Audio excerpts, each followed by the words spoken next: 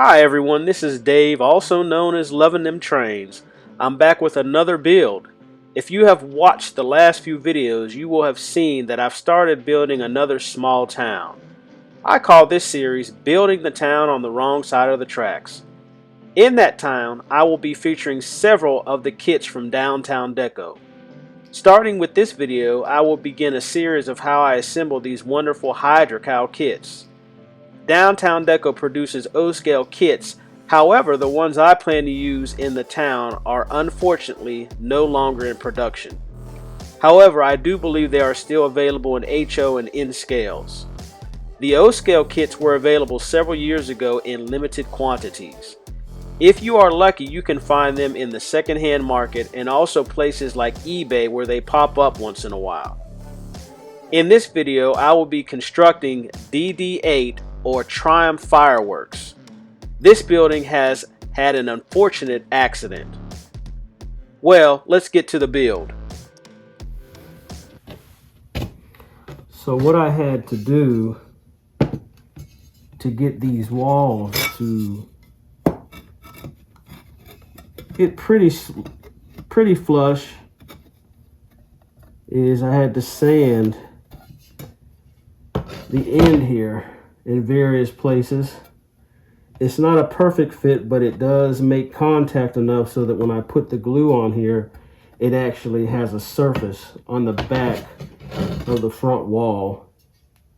And I had to do that to this wall as well as this one right here on this side, just a little bit. You got to be careful so that you don't take too much material off, which will make the building uneven, and we don't want that for the back. So now that I've done the sanding and cleaned up some of the inside of the windows, we'll go ahead and start putting the walls together, the 4 walls. If I sound a little muffy, that's because I have a mask on because it gets pretty dusty when you're sanding plaster, and I don't want that stuff going up in my nose. So I got this going. I got the 4 walls together, and what you see here, I actually did use some white spray paint to just lightly coat the building, as Randy of Downtown Deco suggests. So I've been doing that with all of these builds. But I also put a little charcoal color spray paint really throughout the entire building, but mostly focusing on the top parts, because you know this building is going to be a building that has caught on fire. It is a fireworks building, so we don't know at this point how the fire has been started, if it's arson, if it's a freak accident, we don't know. But nonetheless, it's probably going to have to be condemned eventually. But we got this all spray painted. Now this will come through, hopefully, when I start adding the washes over it. So that's what I'm going to do at this point, is I'm going to start adding the washes, and we'll see what we come up with. So let me get a little progress going on that, and I'll be back. Okay, so we are back and got the first little bit of color going on here. This is a burnt sienna, which is going to be the initial brick color. Got that going. And still not sure what our end result is going to be, and playing it by ear. I'm got an image in my mind, and if I start to stray away from that image, that means I'm doing something wrong. But right now I feel I'm still on track.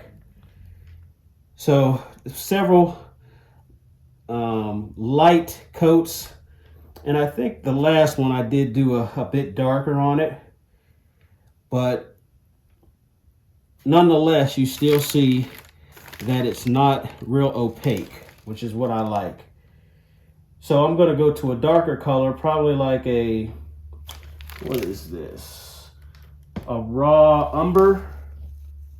No, I'll do probably burnt umber. It's got a little bit more red in it. And then I'll end with the raw umber. So I'm going to go ahead and get those coats on. And we'll come back and see what a mess I've made.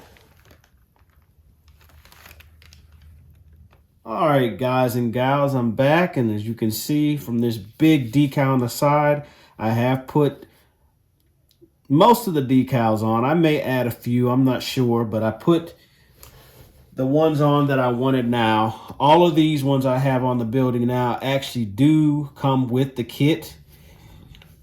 So we have this fireworks for sale here. I kind of ruined it and 30'd it up, weathered it up a bit. And then we have the ones I put in front. Fireworks distributor company, open to the public, all brands for sale here. Got this one over here, weathered it up, bled it down as if the weather got to it and started moving the paint off of the wall there. Same thing over here. Two more.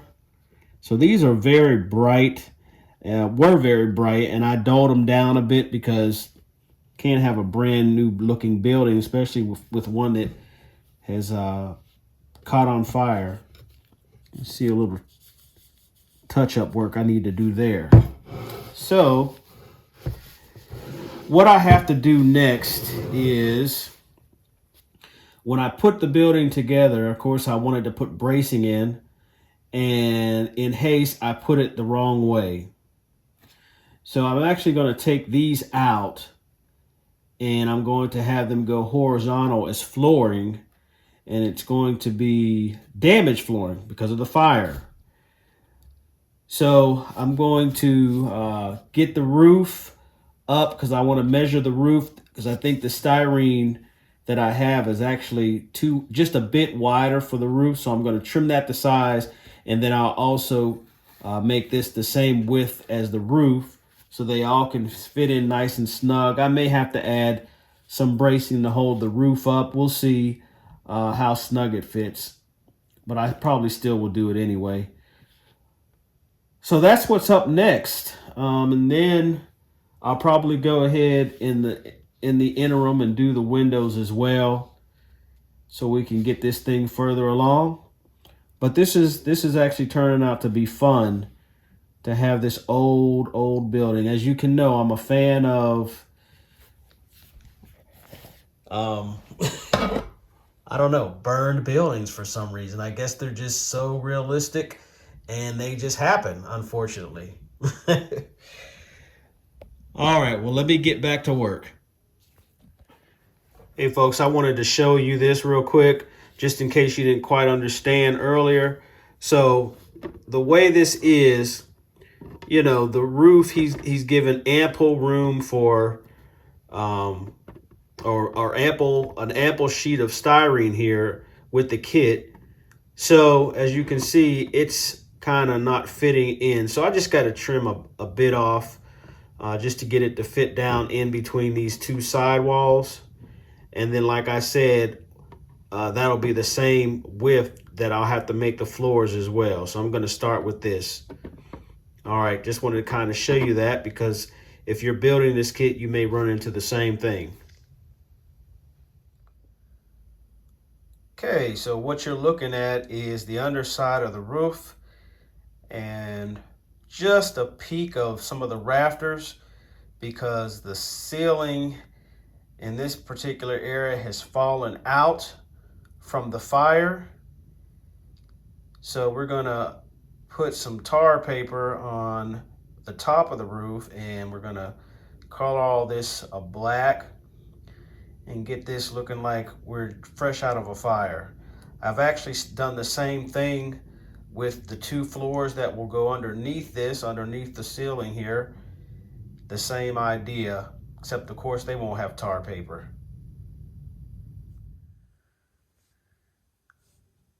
Okay, got all the windows and doors together here. As you can see, the top floor is boarded up. The second floor, we've got broken glass with the windows. So the kit actually comes with that broken glass. I think it's a pretty cool feature. And then on the first floor, we've got that door boarded up and the window. Not sure how long that door is going to be like that, because the locals seem to, for some reason, want to get in this building. The other thing I had forgotten to do in the last segment was add my signature decal. So we've got to get that on before the end of this video. But let's go ahead and turn the building around and take a look at our fire damage. Before we get to the fire damage, I just wanted you to take a look at the roof. Just some tar paper on here. Just some basic weathering at this point, and at the back you can see the damage that came up to the roof. So now let's go ahead and get to where most of the damage is. All right, so we had a pretty rough fire here. As you can see, it looks like maybe it started down on the second floor there and made its way up to the top to the roof. So we've got a lot of damage going on. And I don't know if you can see, we'll have to go on for a closer look there. So there we go. So as you can see, we've got some furniture in there. It's been covered with soot, maybe some damaged furniture. I'm also going to put some that has fallen through to the first floor along with the floor itself when it caved in from the fire. And try to move this gently up. You can see the damage to the rooftop. So just some details. Once again, on this particular configuration of the layout, I'm not sure how much of this detail is going to be seen, but it's just in the fun of building a model, and whatever is able to be seen, great. But I just want to cover all my bases with it. Plus, this is a fun building to build. Okay, so to get this building to the 95% part, what I have to do is I want to go ahead and weather up these boards on the top floor. As I said earlier, I need to add my signature decal on this. Need to do the roof details, which includes a sign that goes to the front of it. I want to do that. And then I'll probably do a bit more weathering to show more fire damage towards the sides and part of the front as well. So we're going to get that going and see what we come up with. So hold tight, I'll be right back.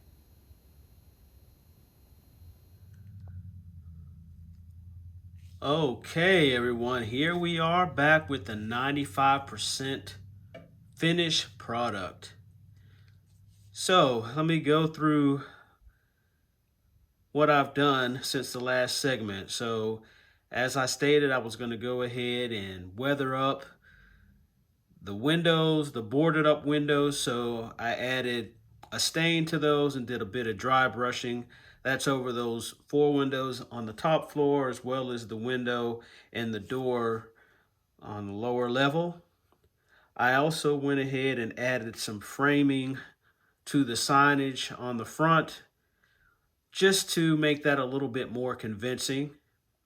Forgot to mention also, when I was talking about the decals earlier, that I did burnish them, especially the ones on the side of the building, to make them look like they were painted on. So just took a piece of plastic and ran, well, I don't know if I really have a lot of fingernail, but I ran what I did have through those lightly. And when you get close to it, you can kind of see the outline of some of that brickwork, which was what I was going for. Also, the windows on the second level, I went ahead and kind of made them a little smoky. I simply just added, um, kind of misted them a little bit. Actually, not misted them. I painted a little bit of black acrylic paint on them, kind of like a wash, more of a wash. And then I put some powders over that, and it accomplished the effect. I was kind of experimenting with that, but it came out pretty good. Can't have clear glass after a fire. Also, as you can see, that big billboard sign at the top, got that completed, got it weathered up, also rusted the post that's holding it up, and after painting it green. This actually, of course, does come with the kit, and he provides some styrene pieces to make the post that holds it up. I will say the directions are pretty straightforward, but it does take a bit of time to get things right. And I did my best. This is the first time I did something like this. So I think it's presentable. It's not yet secured to the roof. I don't know if I ever will secure it, but it's definitely not now because this building will be moved around a few times. And of course, I don't want to damage it, as it, I'm sure, would get damaged really quickly if I glued it down at this point. But anyway, I'm going to take you up closer just so you can see a little bit of what I've done with the post itself. Another small detail that adds a lot of character to the building itself is if you look to the right of the sign, I've used a piece of piano wire there to create the electrical conduit. Got it painted and rusted up a bit to complement the building. So eventually the goal is to have electricity going through the town scene. So get the building ready for that.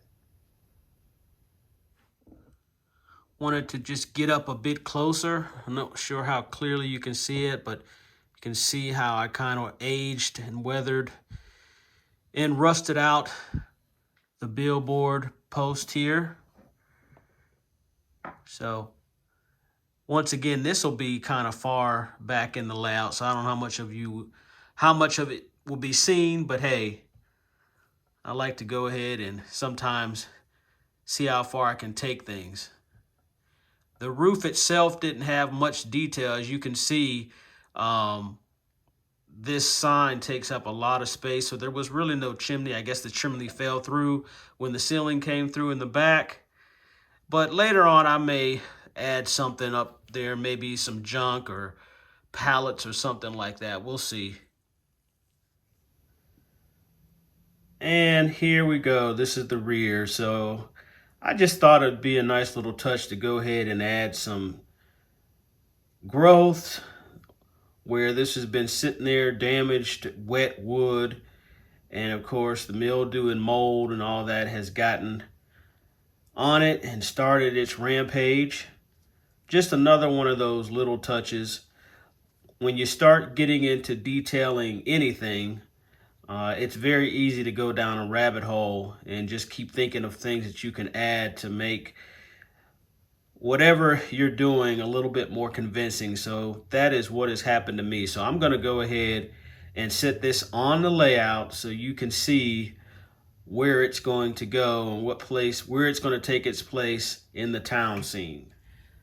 All right, everyone, I just wanted to show you what lot this building is going to go in the town scene.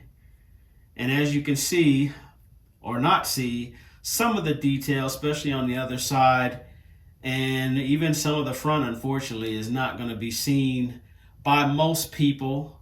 There will be those people that will angle themselves so that they can see what's going on there, but for the most part in this configuration, you're only getting a part of the building. Unless at a later date I decide to change it up, which is quite possible, but we'll see. But it was definitely a fun build. These particular buildings, I think, pack a lot of character, and there's so much you can do with them.